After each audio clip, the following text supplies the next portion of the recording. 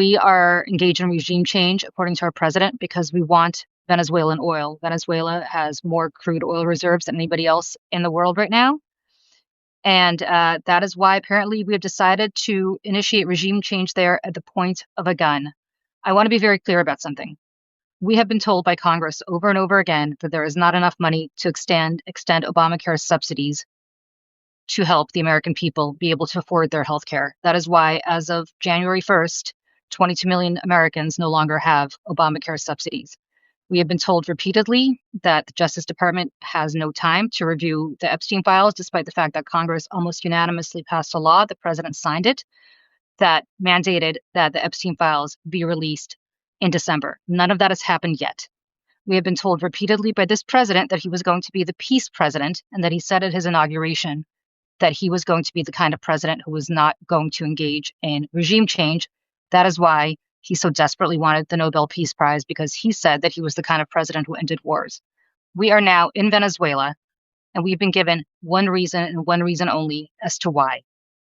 Not because Maduro is a bad guy, as the president's aides tried to convince us he is, but precisely and because the president said that he wanted American companies to go in there and make some money on oil. Well, I don't know about you, but I'm old enough to remember when we went into other countries to get their oil and initiated regime change. It didn't work out so well for any of us. In fact, I can't remember the last time large-scale regime change ended up well for the United States. And Panama does not count because, as we saw, that was yet another distraction for a president who just wanted to distract from the economic hellscape that we were living in the early 90s. And that is when George Bush went into Panama.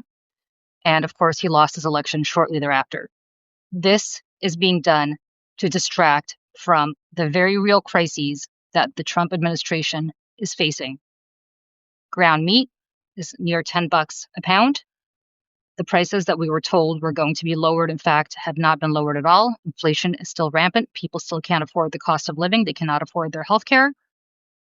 Everything that MAGA was told was a lie. And the only question now is how long it's going to take for MAGA to realize that, or if they're so far gone and so much in a cult that it doesn't matter anymore. The last thing I want to say is that if anybody thinks that people like Vladimir Putin and Xi Jinping are not paying attention, that the United States, much like Putin did when Putin marched into Ukraine and decided to seize it, I guess Trump got a little bit envious because he decided to now march into Venezuela and seize it too.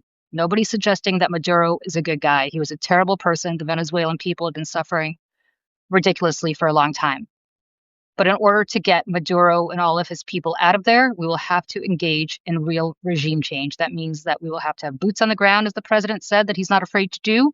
It means that American soldiers will be deployed again to do something that American soldiers are exhausted from doing, which is propping up yet another regime far from home, because politicians in Washington who never picked up a gun themselves and never served themselves decided that they're going to send Americans to risk their lives for another regime somewhere far away without giving us one goddamn reason as to why this is in our national interest right now.